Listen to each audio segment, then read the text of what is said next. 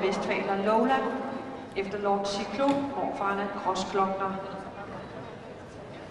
In arena start number 22, Stein Andresen from Norway riding Lowland.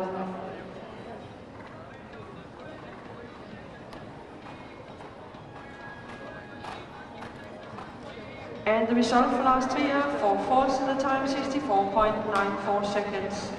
Resultatet for Lars Trier var 4 fejl i tiden 64,94 sekunder.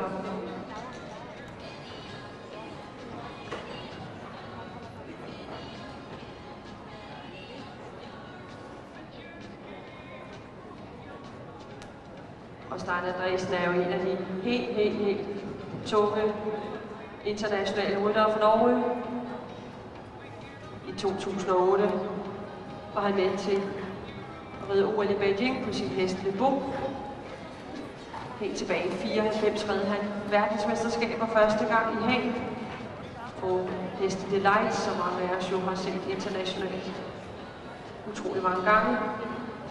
Derudover har han været europamesterskaber hele 3 gange, og han har alene i år mere end 20 placeringer i top 10. Han har 2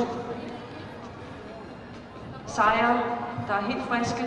Han har nemlig Nations Cup sejr fra CSIO'et i Drammen på Høje de Monterrey, og han har også en Grand Prix sejr ved det 80-stjernede CSIO på samme hest.